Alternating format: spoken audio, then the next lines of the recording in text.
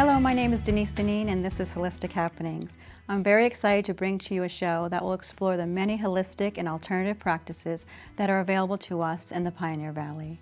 My hope is to bring you information that can enhance your well-being by empowering you with options and to broaden your knowledge on the many types of holistic modalities that can complement your existing self-care routine. The whole person, the mind, the body, and the spirit. Some of these practices you might be doing now, and some you may never have heard of before. With so much information that is out there on complementary therapies, it can get quite confusing to know where to start. My guests will include all types of healing practices, from medical doctors to spiritual healers. So let's explore together. Let's get inspired, get healthy, and have some fun along the way. My guest today is Artemis Parvati, and Artemis is a natural wellness consultant. Thanks for joining me today. Yes, thank you for having me. I'm very excited to have you here and to speak about what actually a natural wellness consultant is. Mm-hmm. So maybe you could, explain that to us. Well, it's currently a made-up term in the genre of a health coach here in this state, but I do have the naturopathic training through an accredited program, so that is a doctorate level of education. Right. But as a state recently did get licensed until I complete my boards, I'm unable to. So you're in the process of doing that Yes. right now? Yes. Okay. So you're in the process of becoming a naturopathic doctor. Well, I did achieve the doctorate, so Okay. I still like to remember that I have the doctorate, but Absolutely. I'm waiting for board certification. Okay. So the licensed and certified part. Okay. So can you tell me what a naturopathic doctor would do, or what that is? It depends the state. Training-wise, they do receive all of the same training as their medical conventional counterparts, so they have to do all the prereqs that are required, such as chemistry, biology, physics, all of that basic science, Right. before they can apply for an accredited program. Mm-hmm. So then the accredited program covers all of the basic sciences, again, just on the human body, so immunology, microbiology, pathology, all of those. So you need to know a lot. Right. And then, in addition to all of that, we also take a special focus in whole food nutrition and nutrition and how supplements can be utilized for certain conditions. We do herbalism. Homeopathy is something that is included. Hydrotherapy, which is the alternating of hot and cold to increase circulation. A lot of athletes are using that regularly. Right. And we have a whole variety in addition to the basic sciences. Right. So we can speak the same language with our conventional counterparts. Right, so you're right across the board with all of that. So. And yes, and not unfortunately, but we do have a heavy emphasis on pharmacology, which is not our specialty and is not something that many states can prescribe, such as Arizona or Vermont. There are some prescribing states, but we tend to be conservative about the use of pharmaceuticals, but we need to be well aware, since many people come to us already on pharmaceuticals. Absolutely. We need to make sure anything that we recommend to them is not going to be counterintuitive, yes. Right. Absolutely. Yes. So if someone, first of all, what has brought you, or what was the reason why you wanted to get into this type of medicine or this kind of healing? I believe, when I read your question earlier, it was what was your calling or the nudge, and I really feel what drew you to this? Drew me, and that seems so much more gentler than how it actually happened. I really think it was a push in this direction. My father, he's now a retired urgent care medical doctor, and he was so disheartened by the fact that people would see commercials and then self-prescribe, come into the doctor and say, hey, I want Prozac or Zoloft or whatever I saw on TV, and not feel treated until they were given a prescription. Oh my gosh. He felt this runaround at his work where doctors were paid by how many people they saw instead of the quality of care, so he was always down on himself for taking longer than his counterparts. which I would have to remind him it's the quality that he's giving instead of a product. And I'm sure that has a lot to do with insurance companies. And Yes. how that And he also playing described that. So you've had a really great foundation and a wonderful role model with taking care of clients and, you know, really hearing them, which is really important, I believe. Why would someone choose to go to a naturopathic doctor instead of maybe a specific doctor or the primary care doctor, or can you do both? Is this something that you, it's a good combination to use, or? I really like to emphasize that we're complementary care, especially because most of the clients that come to me have tried all of the conventional methods or are on multiple medications or have already had surgery, and maybe their doctor didn't give them enough time to explain their situation or how they're integrating the protocols that are given to them. So we naturopaths and natural wellness consultants and health coach really take a complementary role to help this person in a therapeutic relationship to start integrating the changes that they are capable of. Sometimes I think a lot of us gravitate towards the pill culture because people want to take a pill and forget about we're inundated almost daily, aren't we, with what you were saying prior, with commercials. Right. And all these long names of these things that are going to, you know, fix this if you have this problem, and it really doesn't go into what the basic root of the problem is. Right. That is very, very important instead of masking it, right? Right. So we really look for the cause of a condition, and we're not chasing around symptoms so much. And that usually means lifestyle and food choices, or how much sleep you're getting, how you manage stress, like all of the day-to-day that the conventional doctor, it seems now, doesn't have a lot of time for and to individualize. Yes, right. When someone comes to you, what can they expect? What is the first thing that, when you're sitting down with a new client, what would you do? Well, I like to remind everyone, the standard of care is when you're diagnosed, you get a code. And according to that code and the standard of care, you have so many options under that. I like to remind people they're not limited to the code that they might be given, that two people could have depression and came to that diagnosis for a myriad of reasons and that are specific to the individual. I also like to remind people that, you know, it's their individuality that matters. So there are reasons for grief, there are reasons for sadness or depression, and giving space for that. So my first consultation is usually over an hour to get a full family history, to get a full medical history, and also to hear how what has the individual tried, how did it work for them, and trying to meet them with what they're willing to do.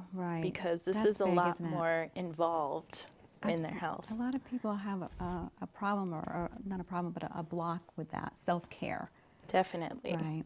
And it must be really almost indulging to them to come to you and sit down and have someone really listen to them and talk to them about all of their things that they're going through, and they might not even know some of the questions that you're asking, and so that gives them to be proactive in their own self-care too.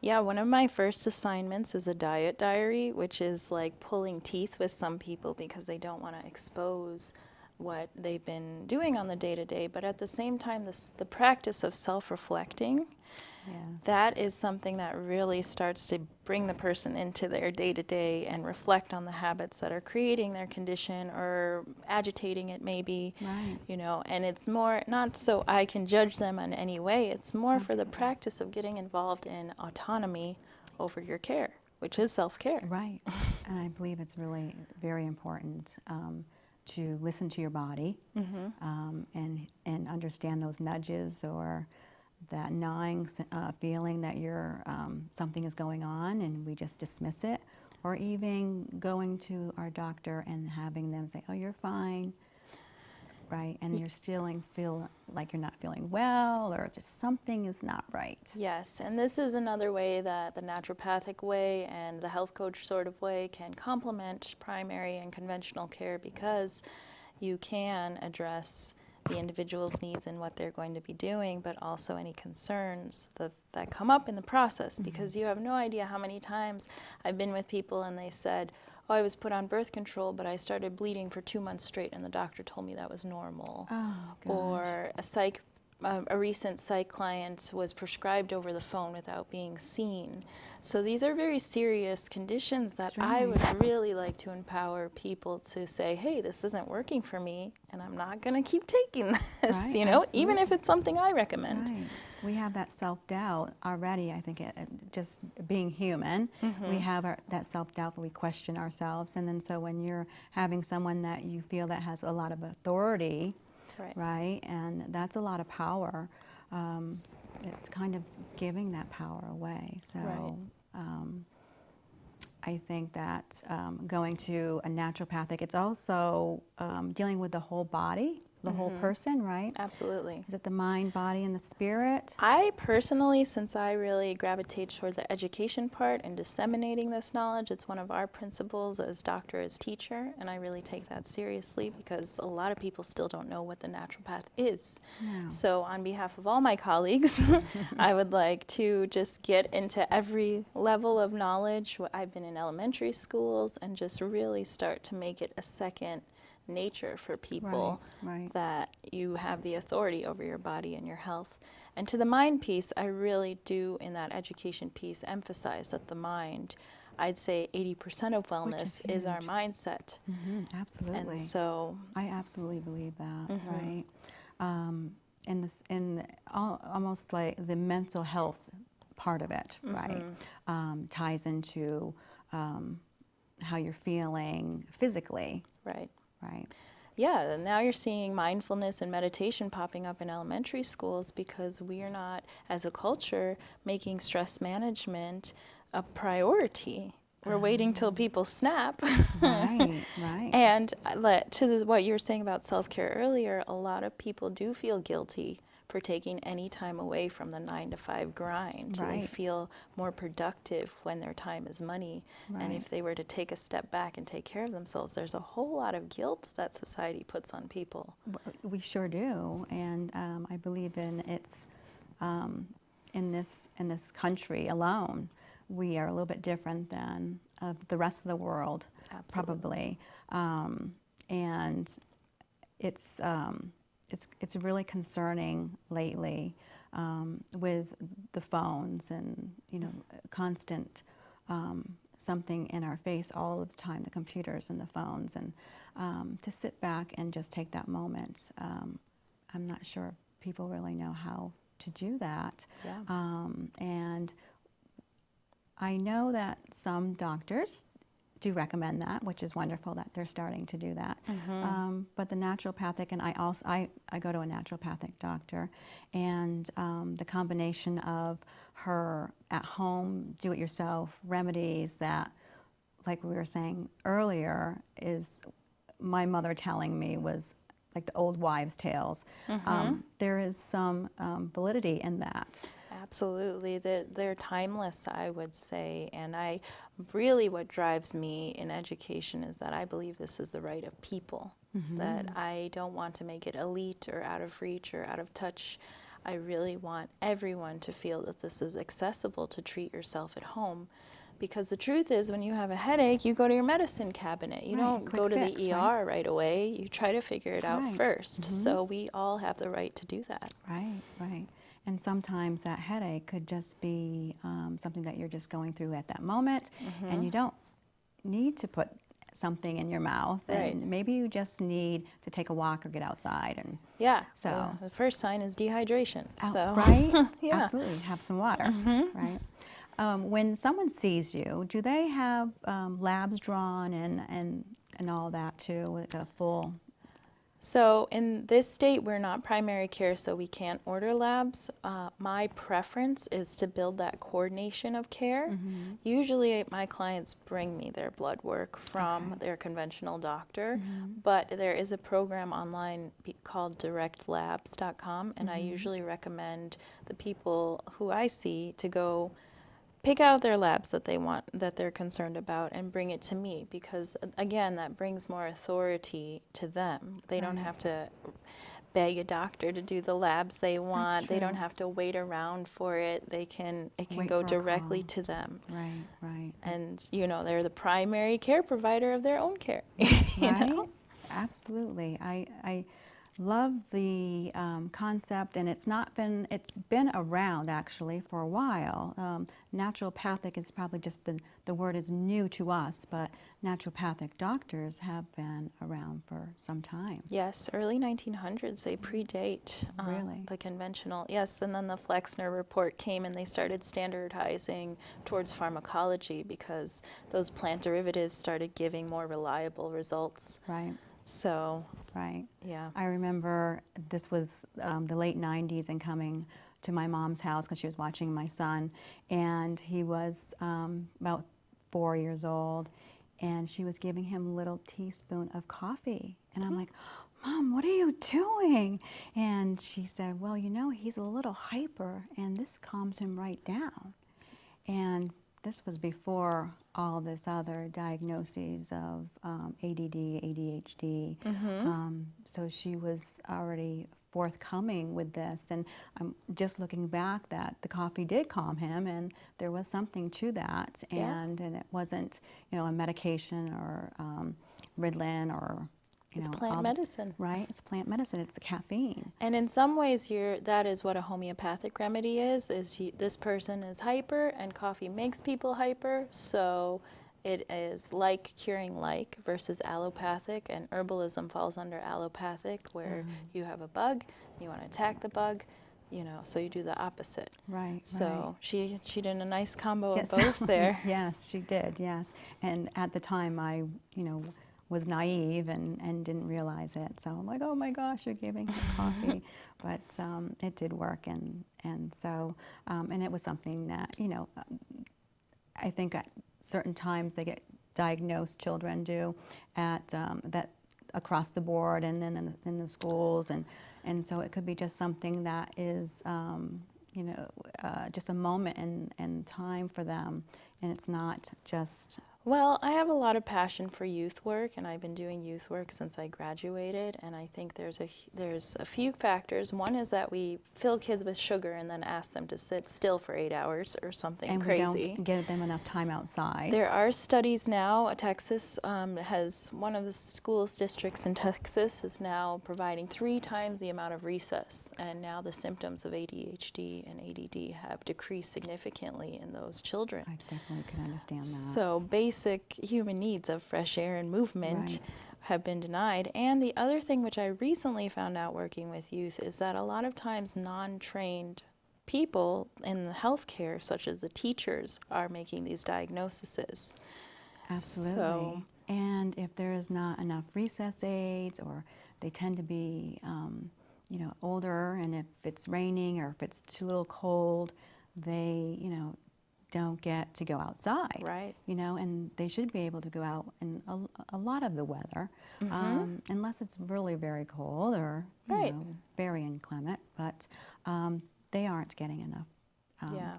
Time. So do you see children also? Is that another group I that you do really enjoy youth the most. So college age and younger seem to be the group that really get me excited, and I really am moving towards a new culture. I call my business New Culture because I would really like to cultivate this knowledge as a no-brainer instead of fighting people. I find sometimes with older clients, they want a stack of research papers to prove that water's good for them. And then they still won't be hydrated. But with the youth, they're like, wow, you're talking to me like an adult. Wow, I can be empowered.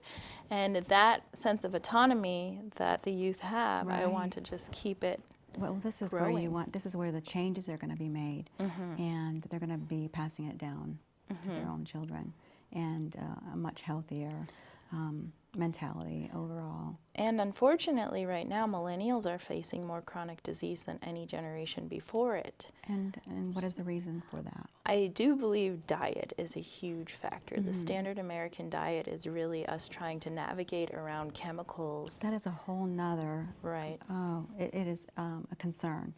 And from a lot of things and research that I've done on my own, and even knowing people that live in other countries, they're not allowed, the FDA or their food is not inundated with all these chemicals and dyes Right. that we are allowing in this country, and I'm not sure why that is.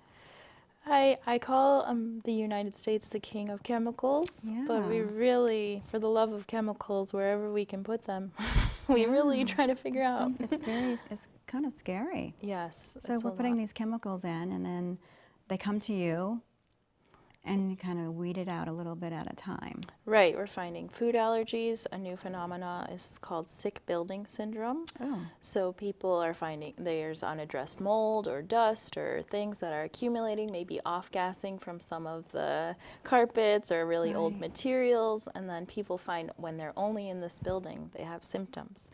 So they're being bombarded. I often say, we have more chemicals bombarding people than we can describe the symptom sets for them. Wow. So we found asbestos and we found certain ones, but we Right. can't, there's so many chemicals that it's really hard to say, well, your condition is aggravated by this or that. You know, we're still Right. trying to sort it out. Because you really need to have a really good history. Even the 9/11, they're finding all these people, then first responders having issues, medical, Right. very serious medical issues because of the environment. Absolutely. And I heard Lyme disease, and so all these other different types of ticks are coming out because we are getting warmer and they're gravitating more up in the northern states. Yeah, And this past season for allergies too, with that hot and cold, spring is Yes. coming, summer, you know, was Yes. fighting summer for a while, and the allergies have been worse than most seasons before it because they've been releasing pollen a lot more frequently. Right, right. So It's a lot, and to wrap your head around, and it can be overwhelming for a lot of people to do that, to try and figure all this out. right. So is there a specific area, or you're just right across the board with what you focus on? I know that you have experience with being a doula also, right? So you said it was just education with the younger children in the population. Have you been able to get into the schools, or have you been able to do any of that work? What's been the most amazing is ever since I left school in 2015 and graduated with my doctorate, I've only been in schools until recently. And so I've been able to do after school with elementary students. I've been able to work with teenagers and another after school, more free structured program. I've gone to Nice. summer camps, and I really just try to get this information out to Wonderful. everyone I And can. so you can work with the child and work with their grandparent. Absolutely. I Right? recently have a family that is coming to me, mother Nice. and daughter, and, you know, not together, but separately. Right. And it's nice to have the full story, you know? Right. And You do get the full story when you're working with that way. It's almost like the old time doctors when it was just they knew the family, right? Absolutely. And all these other things are going on outside of their lives, right? Right. Just life in general. Now, I know you do teleconferences, and that seemed really interesting to me. And can you tell me a little bit about that? So I started right out of school doing Skype consultations. Yes. And what I really enjoy about that is the convenience to the client. I've been able to see people in Oregon and Alabama and Wow. Arizona and Chicago and Maine. Amazing. Yeah, every region I've hit. And what's really nice is at one point I had a pregnant client, and she got to stay in her pajamas and bring her supplement to the camera, and I'm right? sure that saved her so much stress of getting in the car and Absolutely. driving while you're pregnant, and you know. Absolutely. It makes it so much easier for maybe elderly or inclement weather and Absolutely. Anytime the weather will interfere with a consultation to me in person, I always say that you're available to do Skype or phone, because I know I'm not going to have someone risk falling on ice coming to see me. You know? it defeats the whole purpose, right? Right. Right. So it's been really amazing to be useful and convenient to people in all regions, and that's why I continue to focus on education, because in that capacity I abide by the states that don't license naturopaths. So I'm giving recommendations and advisements and complementing care. Obviously, you can't do a physical exam over the Skype, but I still am able to talk about symptoms and what they've done already. And, and that's more enticing for them to maybe do that next consultation. So how many consultations are normally given, or it's included, or? I would say people really, maybe 3 times they come before they start to feel in a rhythm about what we've discussed. This is often a new approach to healthcare for people. It's not just like a psychological counselor, because although I do address the mind, I give people a lot of homework, whether it's a supplement or go for a walk or connect with your social network or whatever is appropriate for them. And this is a whole new way to be involved in lifestyle. And sometimes it takes a while to get into that. There's a block there, right? Right, absolutely.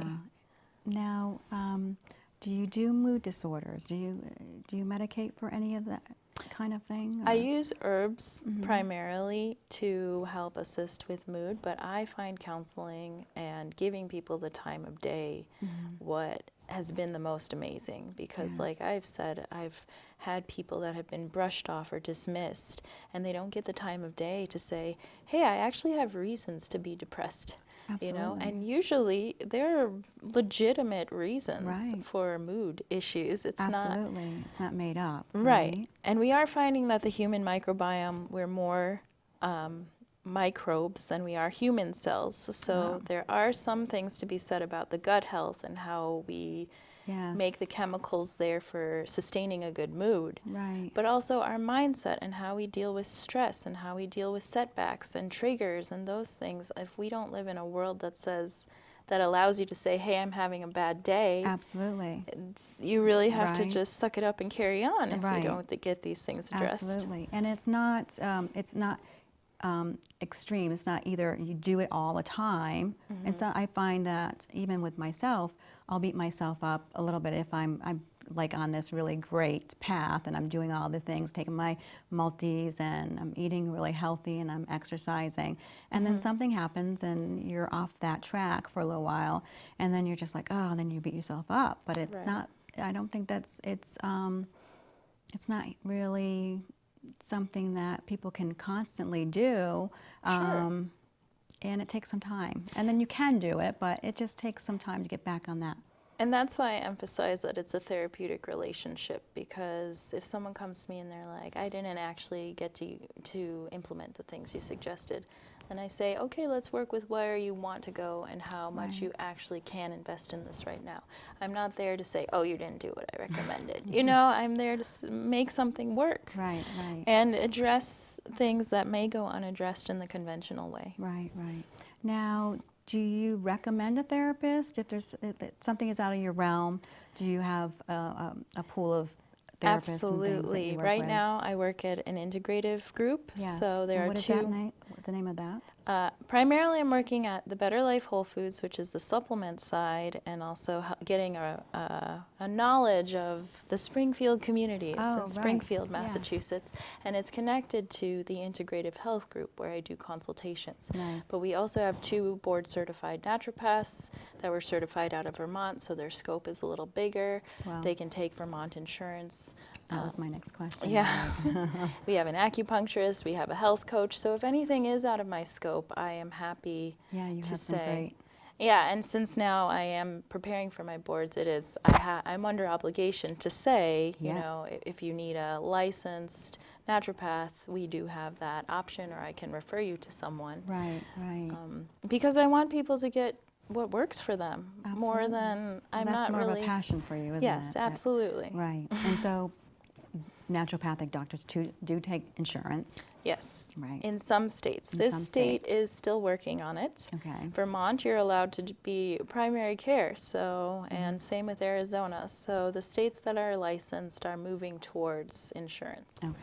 I find insurance to be extra. I think of them as a middleman between the provider and the client. I think it's a good way to think about it. Yeah, they seem to get a lot of money out of not providing a service. Or not helping. Right. So for that at reason, all. even when I do achieve my board certification, I still really hope to keep my prices affordable because Right. I never want this That's to be really elite. important. I want to thank you for joining us today and giving us such a wealth of information. Thank you so All right. much. Thank you, and get inspired, get healthy, and have some fun along the way.